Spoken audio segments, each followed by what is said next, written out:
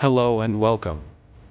Today's deep dive brings you up to speed on the latest Ukraine-Russia conflict from July 2025, covering record-breaking drone raids, strategic Western aid, and heated wartime rhetoric. Stick around for exclusive visuals you can use in your next video edit. On July 17, 2025, Russia reported intercepting 122 Ukrainian drones during a massive cross-border assault targeting Moscow, St. Petersburg, and regional hubs like Belgorod, Kursk, Bryansk, and Smolensk. Russian authorities confirmed debris injured children in Voronezh and Smolensk, and temporarily disrupted flights at Vnukovo and St. Petersburg airports. Ukrainian forces used swarm tactics, mixing kamikaze, surveillance, and FPV drones, to overwhelm air defenses. This marks one of the largest drone offensives of the war. While Ukraine ramps up aerial capability, Russia maintains pressure on key fronts. Moscow launched a bombardment using over 620 drones and cruise missiles over 48 hours, one of the heaviest recent onslaughts. At least 4 civilians were killed, and several regions like Kiev, Kharkiv, and Dnipropetrovsk were hit. On July 16, Russia dropped a 500 kg bomb on a Donetsk shopping center, killing 2 and injuring 28 civilians, further amplifying Western outrage. Ukraine's front line is now dubbed a drone-infested kill zone, making conventional Russian offensives slower and more costly.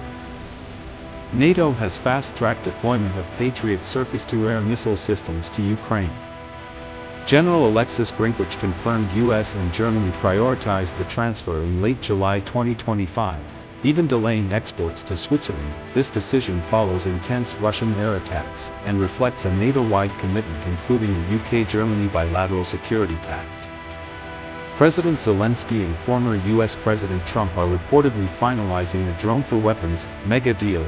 Ukraine will export battlefield-tested drones, while acquiring advanced US weapon systems. Ukraine's drone tech includes long-range, 800-mile UAVs capable of striking Russian strategic targets, airbases, refineries, bombers, underscoring why US officials are eager to incorporate them into American arsenals.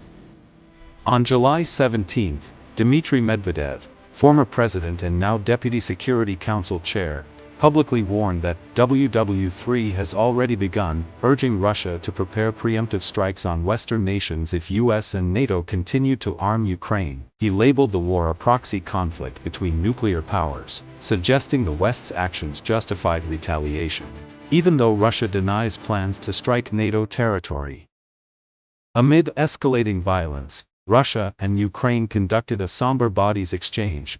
1,000 Ukrainian bodies were returned by Russia in exchange for 19 Russian bodies.